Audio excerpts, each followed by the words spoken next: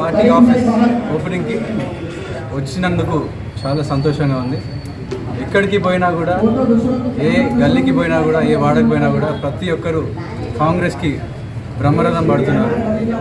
రానున్న పార్లమెంట్ ఎన్నికల్లో భారీ మెజారిటీతోని కాంగ్రెస్ పార్టీని గెలిపిస్తామని చెప్పి ప్రతి ఒక్క కాంగ్రెస్ కార్యకర్త, అదేవిధంగా ప్రతి ఒక్కరు కూడా చెప్పడం జరిగింది. అదేవిధంగా పట్నం సునీతా మహేందర్ రెడ్డి గారిని తప్పకుండా పార్లమెంట్కి పంపించే బాధ్యత ప్రతి ఒక్క కార్యకర్త తీసుకున్నారని చెప్పి చాలా సంతోషంగా ఉంది.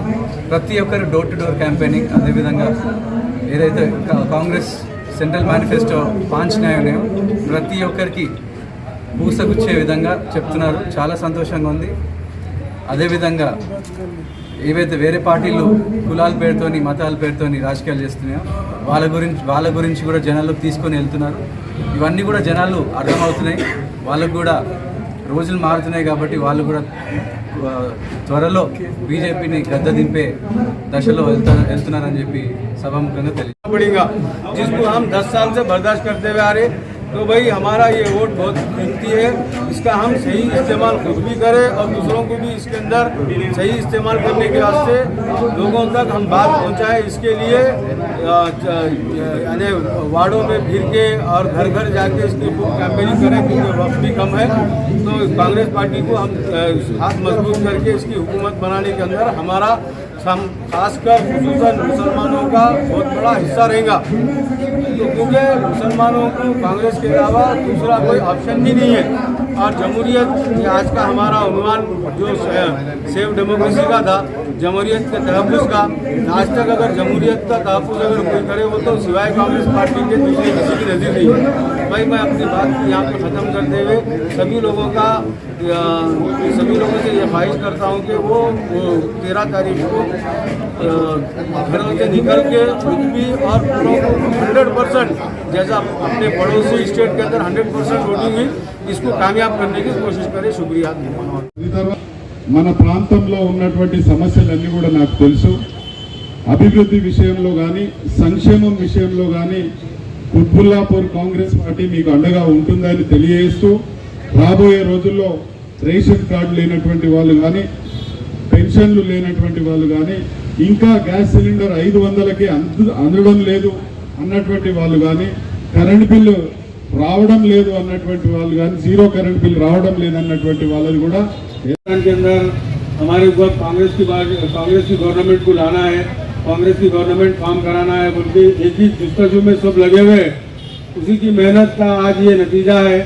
तो यहाँ पे आए हुए सभी हमारे मेहमान खुसूसी भाई दिनेश रेड्डी साहब और जनाब अरशद शेख साहब और हमारे हनुमंत रेड्डी साहब, भूपत रेड्डी साहब, श्रीशैल अमन्ना और हमारे पुन्ना रेड्डी साहब, जोशना मैडम, दिल से शुक्रिया अदा करता हूं कि आप हजरात और आप लोग सब जितने भी है हमारे महिला मंडल के लक्ष्मक्का है और जितने भी औरतें यहाँ पे आई हुए सबका हमारी टीम पूरी टीम आप सबका तहे दिल से शुक्रिया अदा करती है कि आप लोग भी हमारे साथ में अपने जज्बात को लेके शाना बाशाना आगे बढ़ रहे। ऐसे हम सब आगे बढ़े और यहाँ के ये पार्लियामेंट्री के अंदर बैक्सल मल्काजगिरी के अंदर कांग्रेस का झंडा लहराने का है अपने को कैसा भी, तो इसके लिए भाई मेहनत करना है, कोशिश करना है।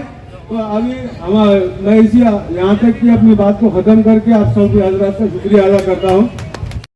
కావున ఇక్కడ ఉన్నటువంటి మైనారిటీ సోదరులందరూ కూడా మీరు ఎక్కడికక్కడ మీటింగ్లు పెట్టుకోవాలి. మొన్న నేను చూసిన ఇమాం మౌజేలు మసీదులల్లా और एक बार अपने వివేకులు ఆనా అని చెప్పారు. కానీ ఇది కరెక్ట్ కాదు. ఇలా వివేక్ ఏం చెప్తున్నాడు, మీరు వివేకం తెచ్చుకుంటే వివేక్ ఈసారి బీజేపీ కోటేయమని చెప్తున్నాడు. ఈసారి మీరు ఆలోచన చేయండి. అందుగురించే ఇదే ఇమాం మౌజేలకు మీరందరూ కూడా ఒక ఫత్వా జారీ చేయాలి. కాంగ్రెస్ పార్టీకి ఈ మైనారిటీల యొక్క అండ ఉంటేనే మరి మీకు కాంగ్రెస్ పార్టీ అండ ఉంటుందని చెప్పి మెజారిటీతో గెలిపించుకోవాల్సిన అవసరం ఉంది.